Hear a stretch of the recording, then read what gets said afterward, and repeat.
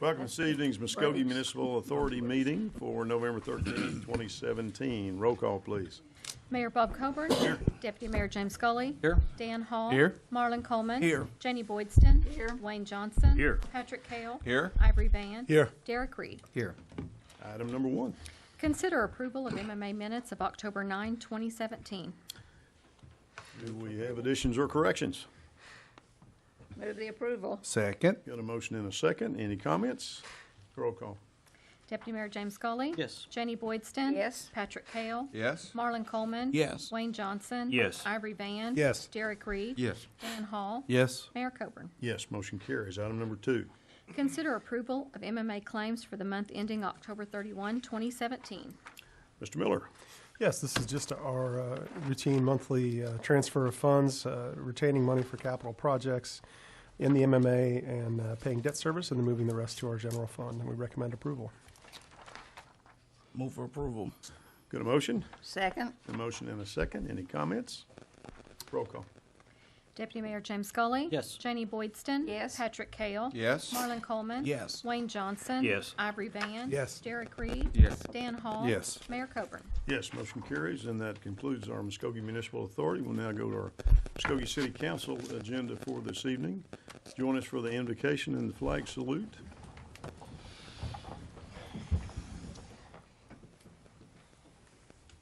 Father, thank you for today and for the opportunity to be public servants.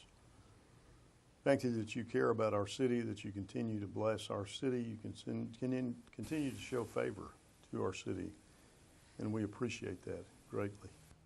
Father, help us in the process this evening to be fair and just in what we look at and what we decide and in our discussion and in our demeanor. And we will give you the honor and the glory for it. In Christ's name we pray. Amen. Amen. Amen. Join us for the flag salute. Attention, salute and pledge. I pledge allegiance to the flag of the United States of America and to the republic for which it stands, one nation, under God, indivisible, with liberty and justice for all.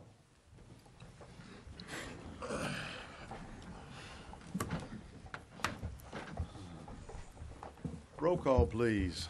Mayor Bob Coburn. Here. Deputy Mayor James Scully. Here. Dan Hall. Here. Marlon Coleman. Here. Janie Boydston. Here. Wayne Johnson. Here. Patrick Kale. Here. Ivory Van. Here. Derek Reed. Here. We're a full staff tonight. We will now consider the special call city council meeting minutes from October 17th and the regular session meeting minutes from October the 23rd. Are there additions or corrections to the minutes? Move for approval. Second. Got a motion and a second. Any comment? Roll call, please. Deputy Mayor James Scully. Yes. Janie Boydston. Yes. Patrick Kale. Yes. Marlon Coleman. Yes. Wayne Johnson. Yes. Ivory Van. Yes. Derek Reed. Yes. Dan Hall. Yes. Mayor Coburn. Yes, motion carries.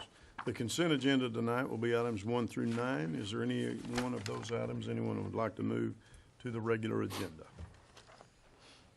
Hearing none, we will consider a motion for the consent agenda. So moved. Second. A motion and a second. Any comments? Roll call. Deputy Mayor James Scully. Yes. Janie Boydston. Yes. Patrick Kale. Yes. Marlon Coleman. Yes. Wayne Johnson. Yes. Ivory Van. Yes. Derek Reed. Yes. Dan Hall. Yes. Mayor Coburn. Yes, motion carries. We'll now go to item number 10 on the regular agenda. Hold a public hearing and take action on the approval of ordinance number 4031A, rezoning the property located at 4421 Dennison Street, more particularly described in the ordinance, from R1 Single Family Residential District to C1 Local Commercial District, and if approved, authorize staff to revise the official zoning map of the city to reflect said change or take other necessary action. We will now consider ourselves in a public hearing, and Mr. Garvin. Mayor, members of the council, the applicant, Cassandra Logan, is requesting approval to rezone property from the R1 Single Family Residential District to the C1 Local Commercial District. Property is located at 4421 Dennison Street. The reason for the rezoning is to allow a daycare center to be located on the property. A daycare center is classified as having 8 or more persons on the property. Looking at the existing zoning land use, starting with the site. The site is zoned R1 Single Family Residential, and there's a residential dwelling. To the north, which is across Dennison Street, is zoned R1 Single Family and a single family dwelling. To the south, which is to the rear of the site, is zoned R1 Single Family and is undeveloped property. To the east is zoned R1 Single Family and a single family dwelling. And to the west, which is across 45th Street is zoned R1 Single Family and is a single family dwelling. Now, if you look at the land use map adopted by the city of Muskogee, it shows this area as single-family residential. Therefore, rezoning this property to the C1 local commercial would not comply with the land use map or the comprehensive plan. Also, rezoning it commercial would be considered spot zoning. This went before Planning Commission. At the Planning Commission meeting, there was approximately 10 residential neighbors who showed up in opposition to the request. They also filed a petition with the chairman of the Planning Commission, signed by 21 property owners. This item's been recommended for denial by staff, Planning Commission, and Public Works Committee. Be glad to answer any questions. Okay, and we have two people who have signed up to speak to this item. James Ritchie. Would you approach the microphone, please, sir, and give us your name and your address, and you will have 5 minutes to comment on item number 10. My name is James Ritchie. I live at 4410 Dennison. Myself and many neighbors feel that, one, changing the future land use map is not a good thing. Spot zoning is not. But besides all that, it would change what's going on in your neighborhood. And I understand the applicant wants to change it for a daycare center. If she moves, there's a lot of things that could go in there that's not, I don't know, compatible to the neighborhood. So we strongly feel that this is a bad decision to do this. I don't have a problem with her having a small daycare center, but a large one, we have a problem with that. You know, it's a quiet neighborhood, and that's why most of us live there. I guess I'm in the elderly department now, so I turned 55, so that puts me in that category. But we love the neighborhood. It is a quiet neighborhood, and she's a good neighbor. But we don't want it rezoned to a commercial property. Thank you, sir. Appreciate your comments. Demetrius Thomas, you had signed up to speak to item 10 as well. If you would give us your name and your address. Last time I said phone number, and I really got a bunch of heckling over that. Name and address. My name is Demetrius Thomas, and my address is 1217 Chicago. And I'm just here speaking on behalf of Cassandra Logan for the large family child care home. And I just want to say that Mr. Gavin stating that if you have 8 children or more, it's considered a center. That's not accurate. To have 7 children is a home daycare, and to have 8 to 12 children is considered a large family home daycare, not a center. It's right here in the child care requirements that any home is considered a residential home, and you can have up to 8 to 12 children. Ms. Thomas, would you pull the microphone just a little closer to you? There Okay. you go. Thank you. And we know that the people don't want it to be commercial zone, so we're asking you all to consider something totally different so that, you know, that people won't have to worry about different things coming in the community, you know, taken away from their value or whatever. Most counties in Oklahoma allow large family daycares. Muskogee is about the only county that I know of that don't allow it. And we're not here to do anything other than provide service to people that work, taking care of their children. And it's not, you know, 7 children is not making the neighborhood loud and noisy, and 12 won't either. So we just want to see the progress and the changes and things according to the DHS guidelines, because DHS actually allows up to 12 children in a home daycare, and it's not a center. It's not categorized as a center. It's still a home daycare. Thank you. Thank you for your comments. That is everybody that has signed up to speak to this item. So let's go ahead and close the public hearing, open it up for council for comments or further. You may ask the applicant if she wants to add. Oh, good thought. The applicant, do you care to make a comment?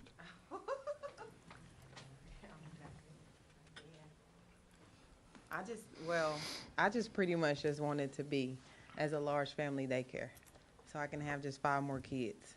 So I'm not asking for it to be commercial zone because I don't want to move and then they knock the house down and they put like a convenience store or something like that. Like, would that bother y'all if it was a large family? It wouldn't be commercial zone. Like, I'm not asking for it to be commercial zone. And they're worried about if I move and they knock the house down, then it'd be like a convenience store or something there? Is that what y'all worried about? I think there's a lot of things can go in there, but. Yeah, let's don't get having conversation back and forth Oh, because okay. people at home I'm can't sorry, hear but that's all that that. I'm asking for. It's just Okay. for it to be just 5 more kids, just so it can turn into a large family, so it won't be a center. Okay, That's all I need. Thank you. all right, thank you. Now we'll close the public hearing. Council, have comments or questions on this item? What I think I would like to see done, Mr. Mayor and Council, is that in light of the fact that we know that DHS allows a higher number, I'd like to see staff directed to come back to us and let us know what those numbers are in other cities so that we can adjust our numbers accordingly, because the whole time that DHS was, or at least most of the time when DHS was adjusting the numbers, the city kept up with the numbers up until this last time. So I'd like to have what my motion is going to be, unless the other councils object, is that we direct staff to do that, provide us with that information.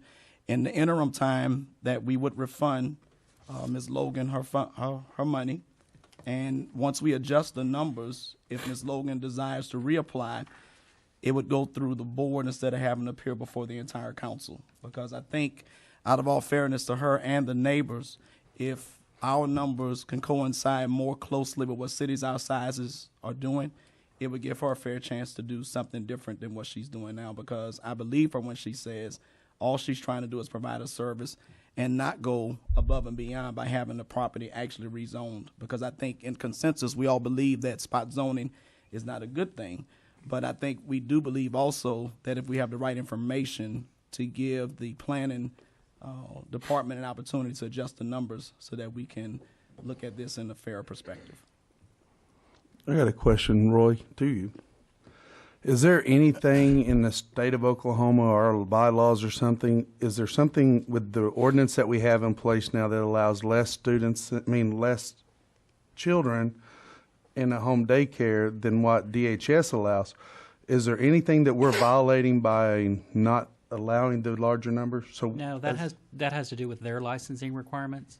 The number of children that we consider is a zoning requirement, which is completely different. And so we set that evidently when the zoning code was revised and set it at 7. Well, Was it 8? set at 7 before. The only difference before was in a R4 multifamily residential zoning, you could go through the Board of Adjustments and get special exception to allow it. Otherwise, it had to be zone commercial. Right. Now it just has to be zone commercial, anything. Right.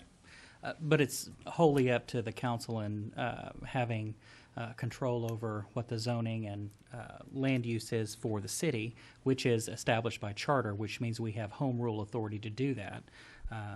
The state requirement for DHS has to do with what their licensing requirements are, not what the city allows. So in previous years, what the discussion has been is we have always maintained our zoning to match what DHS has done, but that apparently was deviated recently. So I think what Councilor Coleman's asking for is for us to consider making those two numbers mesh again. Well, and this is my thought process on that, is because on one hand, I see Mrs. Logan and I'm going, what is it going to hurt? Then I'm reminded that on the other hand, I've got a whole group of other people over here going, we don't want more kids we don't want that kind of a business, or the one that's there is fine, but we don't want it even bigger than what it is. It's not my ward, and that's what but I am a city councilman for the city of Muskogee, and whether it's in my ward or not, I think I should voice my opinion on this. It's just like if it was in my neighborhood, would I want another 5 to 6 kids coming into the house next door, plus the 7 that's already there? I don't think so. So I'm kind of caught between allowing because of what the DHS says, but I'm also caught between what does the neighbors want to, because it is a house. It's not, they didn't move there and buy their property to have it set up as a business around there. So we have ordinances and stuff to keep businesses from coming into neighborhoods. And people buy houses in neighborhoods for quiet, for their relaxation, for their home, not to have cars pulling up and dropping off kids. So I'm kind of caught between the two. I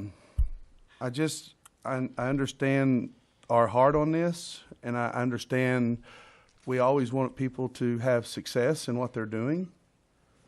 But at the same time, I think we need to also be cognitive of the people that are living around there that are going, we don't really want this. We know, we understand she has this, but our ordinances are in place. And if I remember right, when we decided that, or when it was a decision made, it was under the same thought process that we did not want to allow a larger business than what was there to come into residential areas. And I think that's what the thought process was. And I know the applicant very well, and my heart goes, okay, you really want to do this for her. But then my mind and what's best for our community and what's best for the policies and stuff that we set aside for tells me it's beyond the heart. Now, you've got to make a decision based on facts, and people move into residence for their privacy and for their homes. And none of these people bought these homes in this area to have a business next to them. So that's my thought process, guys. I'm sorry.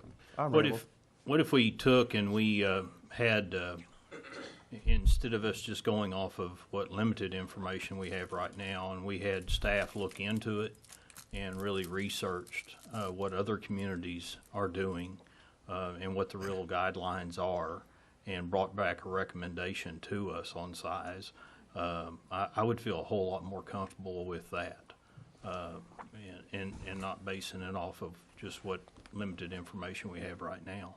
And that's the basis for what I was discussing earlier, because I want to make the decision based on what other communities are doing, because I don't want Muskogee to be in a vacuum where we're missing out because Correct. We don't know what other people are doing. Absolutely. And so I think, I just think it's appropriate that, we direct staff to do that. Refund Ms. Logan her application fee. I think it was $200, and then allow staff to come back in 60 days with an appropriate recommendation of what we need to do about our levels. And then at that time, I think it's a little more fair to everyone to have the applicant apply again based on what those numbers actually turn out to be. See, and that's my point right there, is that if it was my neighborhood and the daycare was right next to me and they were getting ready to move 6 more kids in there, I'd be sitting right up here fighting y'all on this tooth and nail, because I just can't. We're talking about someone else's neighborhood, not where we live. And some of y'all, this is y'all's ward, but at the same time, do you want a business to move right in next door to you? Do you want that business to be more than what it is? I can't help what the state of Oklahoma and DHS deems necessary. I understand the whole giving her money back, and I'm all for that. I just can't go. I don't want to change the ordinance. I don't want one of these to come, because as soon as you change that ordinance, it could happen next door to me, and I don't want that. It's personal to me right now. I'm thinking of it as it's right next door to me. I don't want 12, 13 kids hanging out in the house next door to me in a daycare center. I didn't move there.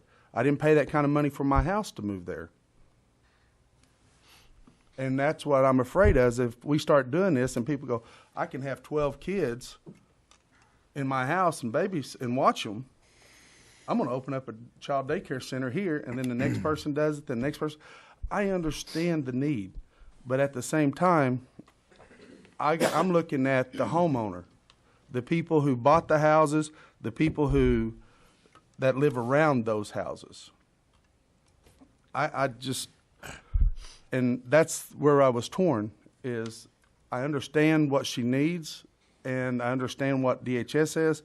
I also say, as a homeowner, I don't want to change that ordinance, because I'm afraid that if we change that ordinance, it's going to happen next to me, and I don't want it to happen next to me. I'm taking it very personal, and that's the way I'm looking at it. So, and I agree, I somewhat agree with y'all, but I don't. I don't want to mess with the ordinance because there's a reason for it there.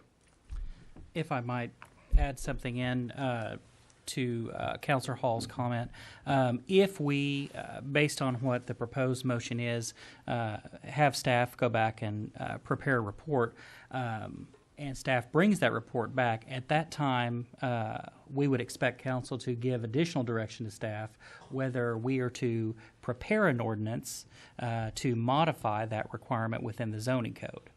And at a later meeting, then we would have a public hearing and additional publication before we actually enacted that.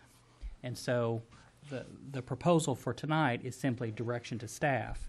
And before anything would occur further than that, we'd have additional direction from council relating to whether it was a good idea to consider it. And then we bring forth an ordinance based on what the consensus of the council was, solicit public comment and a public hearing. So just to clarify kind of procedurally what would happen next based upon the proposed motion. Other comments or questions? Yeah, may I be recognized? Yes, sir, Mr. Mayor. I went by Miss Logan's house the other day, and I wanted to see just where the situation was. And I commend you, Miss Logan, for being a black business owner, especially a woman. I commend you very highly. And I looked at her house, just as neat as a pin. Inside, just as neat as a pin. You know I like things in order. Another thing I noticed about her property was it's on the corner. It's on a corner lot. Also, beside her is a house, and then the house is across the street. But one thing the picture didn't show, it didn't show a privacy fence. She's got a big privacy fence in the backyard back there. Y'all didn't see that. And I just, like I said, you know, Councilman Hall, you were talking about the traffic. You don't want 12 cars coming in and out, in and out.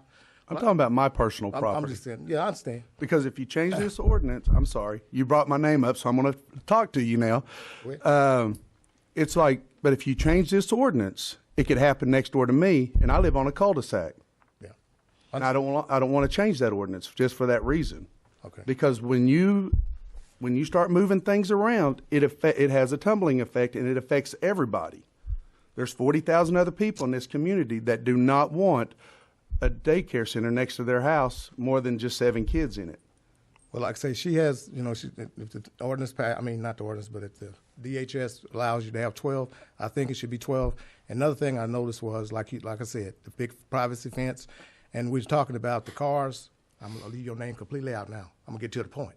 We was talking about the cars up and down the street, you know. Now, we're getting ready to have some cars going up and down Honor Heights Drive for our Christmas lights and stuff. All those neighbors, they see all those cars coming up and down their street. They don't never come up here and complain about all the cars that has to deal with Honor Heights Drive. But I'm just, you know, like I said, I just want to see things done fairly and in order. And like I say, the way Ms. Logan keeps her place, and like I said, when the environment around where the kids are held, the cleanness and everything, like I say, I'm just all for her. You know, I'm proud of her. And that's just my 2 cents. So, Mayor, I'll turn the floor back over to you, sir. Thank you, sir. Are there other comments or questions? Oh, and one thing. Oh, I'm sorry. And I'll commend her neighbors because I can tell her neighbors love her. You know, this one lady the other day when we was at Public Works, she walked out of here, she gave Miss Logan a hug. You know, it's like you said, it's all about the commercial part. But for the neighbors, I know they love her. I thank you. Thank y'all for loving her. I'm sorry. It's all yours, Mr. Mayor. All right. Other comments? You need a second? Yes. Second. And with, again, sorry to interject, but with the motion and second, there's still not been a recommendation on whether the zoning should be approved or denied. So we can take the motion and second and vote on it, but then we'll need a separate motion to either approve or deny because it was not included in the original motion. Okay. So we've got a motion on the floor.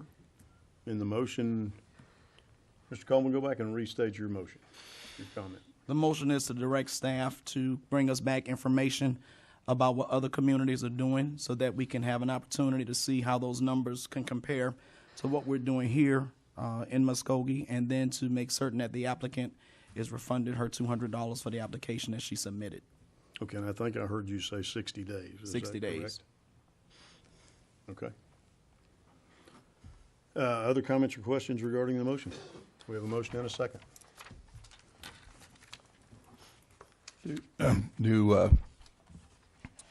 If I make a motion, which I'm inclined to do, to deny the rezoning request, should that be after this vote?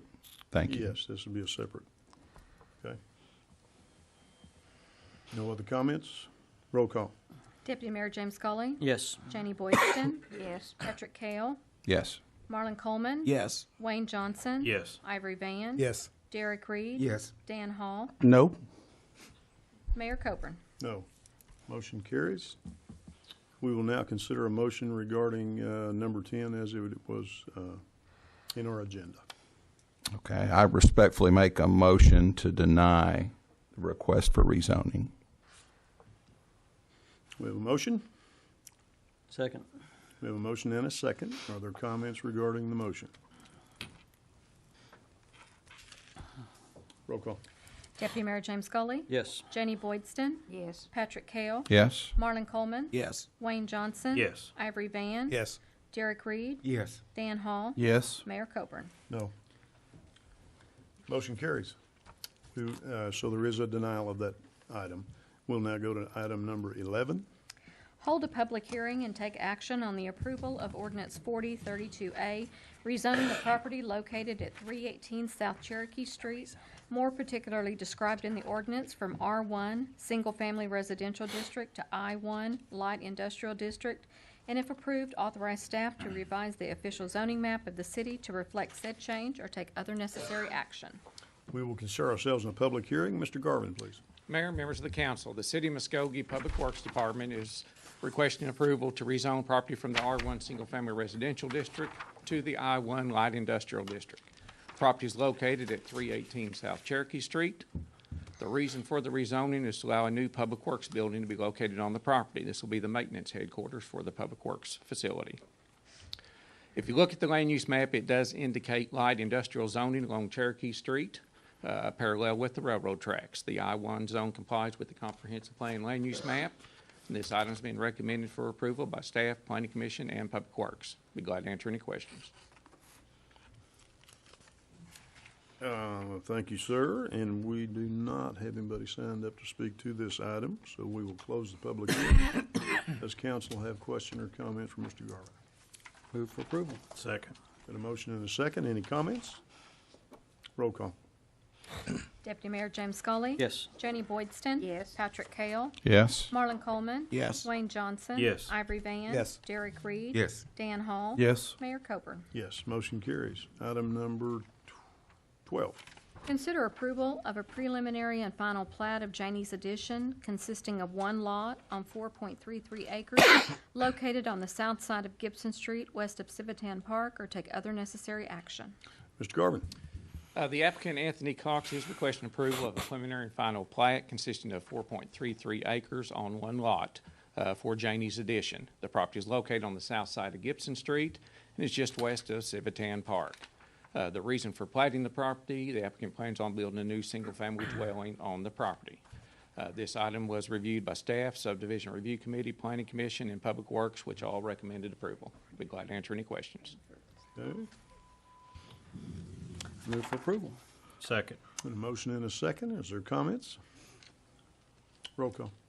Deputy Mayor James Scully. Yes. Janie Boydston. Yes. Patrick Kale. Yes. Marlon Coleman. Yes. Wayne Johnson. Yes. Ivory Van. Yes. Derek Reed. Yes. Dan Hall. Yes. Mayor Coburn. Yes, motion carries. Item number 13. Consider approval of ordinance number 4030A, amending the City of Muskogee Code of Ordinances, Chapter 2, Administration, Article 2, Municipal Government Organization, by amending Section 2-20, Meetings of the Council, by providing for modified meeting times for the City Council and City Council committees, providing for repealer, severability, and setting an effective date, or take other necessary action. Mr. Tucker. Mayor, members of the council, this ordinance was recommended for approval at the Public Works Committee.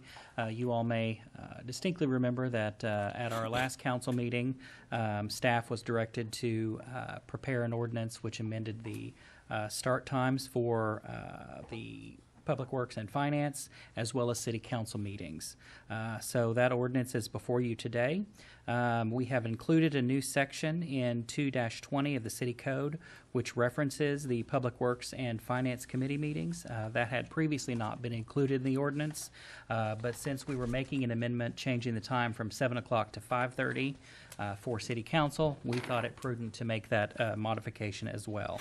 Additionally, the provision relating to a fee of $36 a year to be charged for notice of public meetings has been removed as part of the ordinance. That was made null and void by a change in state law last year, which provided that notices of meetings are to be done electronically. Other than that, the ordinance makes no other additional changes. I recommend approval, and I'm happy to answer any questions. Questions or comments from Mr. Tucker? Move for approval. Second. A motion and a second. Any comments? One more thing, Mayor, I will state that the effective date of this will be January 1st. So this will not impact any meetings for the remainder of the calendar year. Good point. Roll call, please. Deputy Mayor James Scully. Yes. Janie Boydston. Yes. Patrick Kale. Yes. Marlon Coleman. Yes. Wayne Johnson. Yes. Ivory Band. Yes. Derek Reed. Yes. Dan Hall. Yes. Mayor Coburn. Yes, motion carries. Item number 14. Consider approval to surplus a 2004 Greatall XL 3100 excavator and to authorize the city manager to dispose of the same or take other necessary action. Mr. Miller. Yes, the Greatall is a big piece of equipment that we've used in our stormwater management. We've recently purchased a new one, and we'd like to surplus our old one so that we don't have a large piece of equipment sitting around that we're not using. So we request permission to surplus that. Does it still work? Comments? It does. It does need a high level of maintenance, which is why we wanted to replace it. It's not. It runs well, and then when we have to fix it, it's out of service for a while. So we would say that any municipality that would want to purchase it, they'd be getting a very fine piece of equipment. But for our purposes, it's not good for day-to-day use. Let the record show it's in fine shape. Yes, absolutely, and should command top dollar. Yes.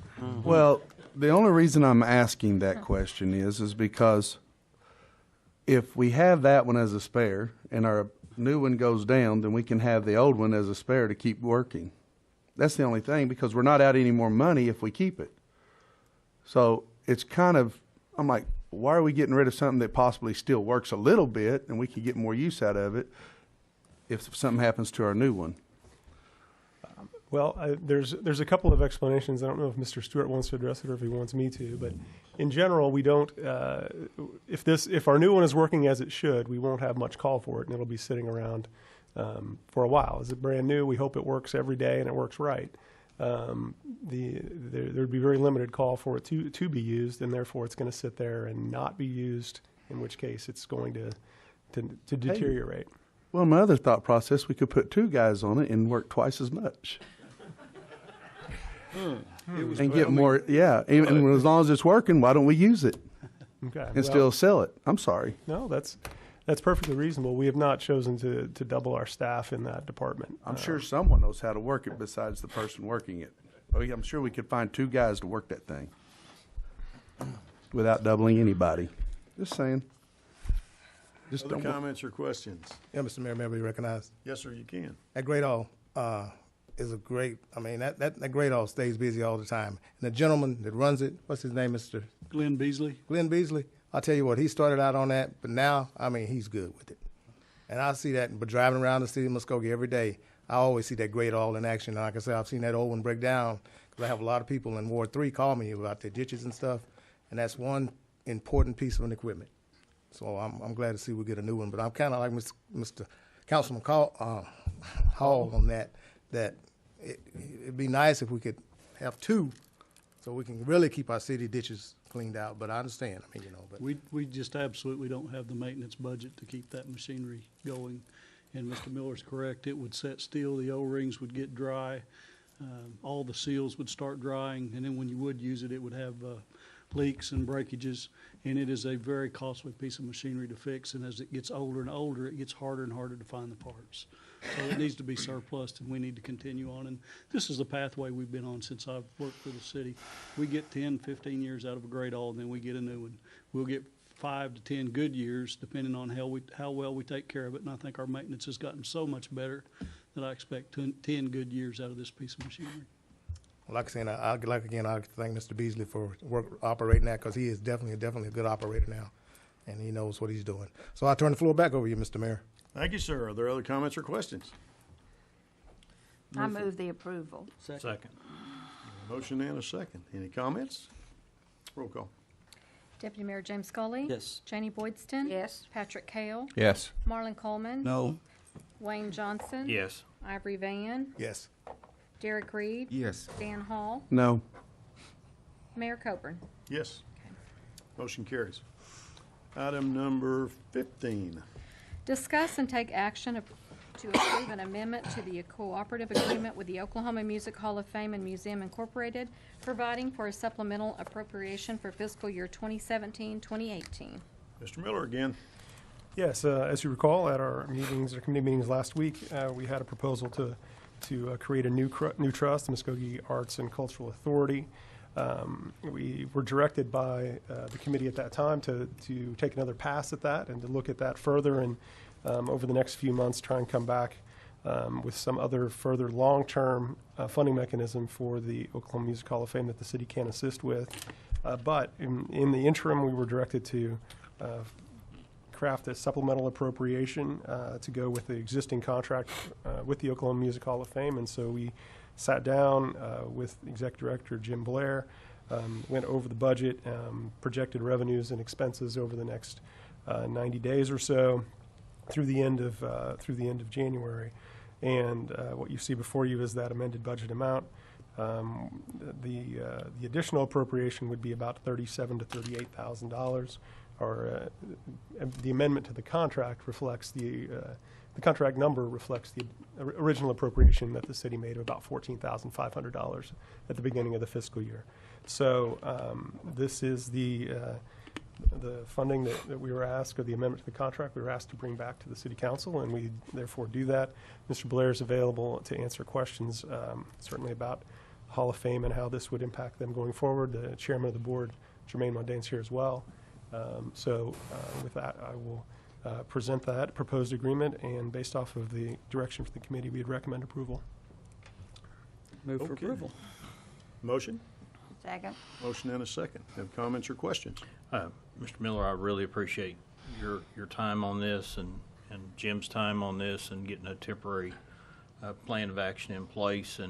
And I would sure like to have meetings taking place as soon as possible where we can really get a direction on what we'd like to do long term. But I really appreciate all the hard work and Roy's work at putting, because we had directions of what we thought, and then more came to light, and then we said we'd like to have another time period, but I know what we want to do as a council is really do the right thing. And thank you so much for giving us more time to do the right thing. Thank you very much for your work and efforts. Thank you. Given 3 holidays in the period of time that we're going to be evaluating, we need to not waste It's going to be time. very short, Yeah, and that's it's why I gonna want to be dedicated to the cause. Yep. So if you can help keep us on track, I would much appreciate that. Very Yes, good. sir. So we have a motion and a second. Are there further comments? I just want to be certain, this is interim funding until we decide what to do in terms of an alternate plan for the trust that we're trying to Through determine on what to do. January. Was that Yes. what I heard you say? Okay. Yes. Other comments?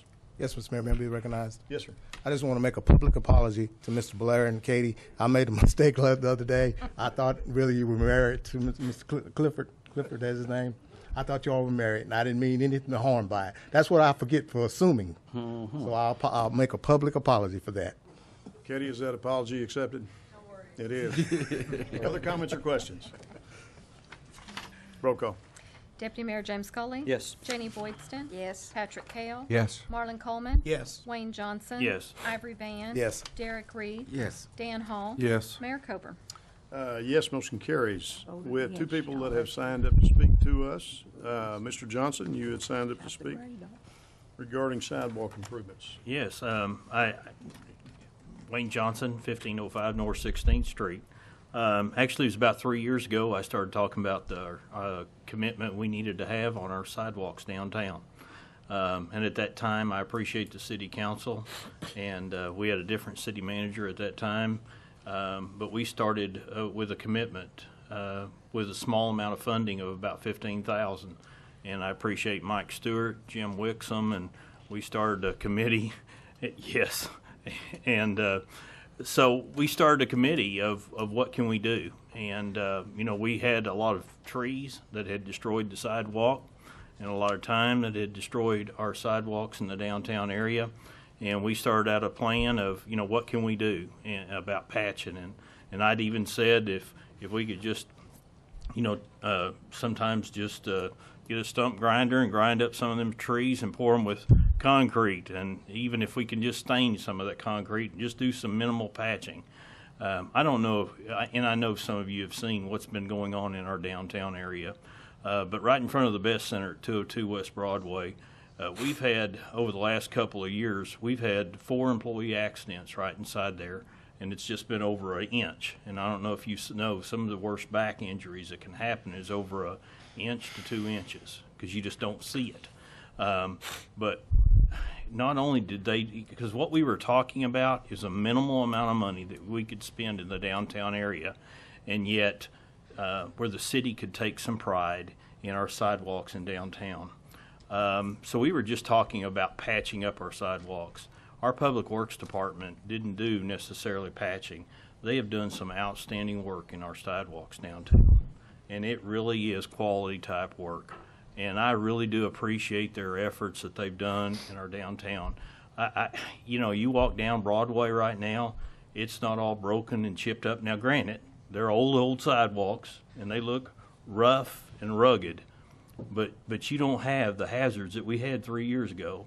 And I appreciate the commitment of the city council of setting aside a little bit of funding, but I appreciate the efforts and the diligence of our city staff at taking that little bit of money and stretching it and making it go a long ways. The city of Muskogee looks like they take pride in our community, and now Broadway and other areas of our community look like we're open for business, and we're seeing efforts in our downtown area take place. Thank you. And Wayne, if you don't mind, I'd like to just say the streetlights are much improved too. So. True, and now we've got power for holiday lighting. That was a part of that package too, and it's 2 years into it. Now we're rolling into our third, and now we're going to be ready for a Christmas parade. I love it when a team and an idea comes together. Thank you. Thank you. Next thing you know, we'll see more businesses and downtown apartment living. It's happening. It's happening. It's almost like it was a plan. There you go. Thank you. Mr. Van, you had signed up to speak to an item.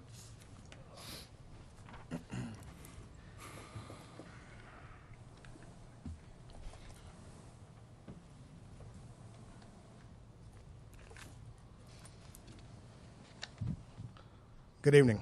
Ivory Man, 4338 Columbus. I was telling you the other day about the rally I went to in Tulsa with Congressman Barney Frank, and I made this sign.